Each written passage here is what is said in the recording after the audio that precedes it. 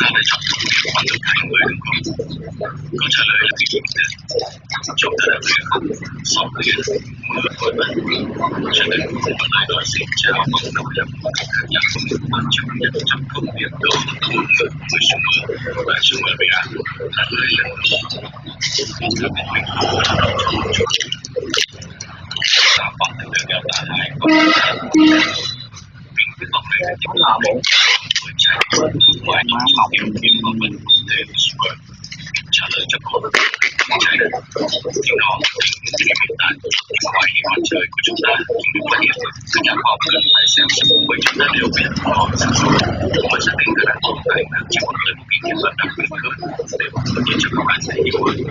Chúng ta đều biết tới một hình tượng tự nhiên những quan sát thật kỹ của vòng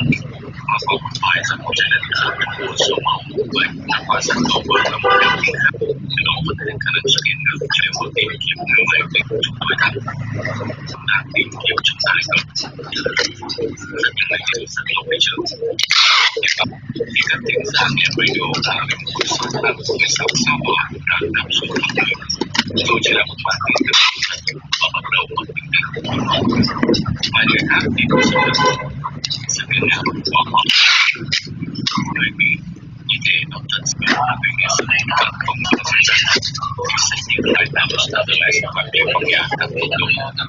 và tiếng Mỹ có phải chạy sẵn sàng cao nhất cho mọi người bắt đầu lấy tôi dưới là giảm sát vậy nhận ra con chuột khó tỏng đất lại trong một hai và còn có một chim trong con tối bởi vì bóng là đau kỳ trong một điều sẽ lại sự bắn ra để có một chiều sáng được bây giờ như đó đi đi cái đây cho con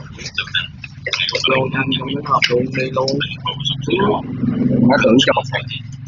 mình bẻ măng thì đúng rồi kìa mà để đồ thì cứng cáp này nên nó đổ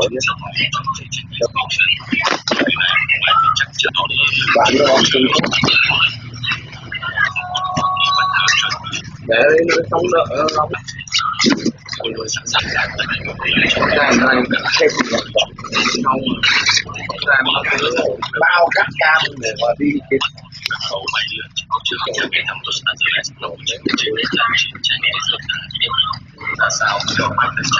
của em là năm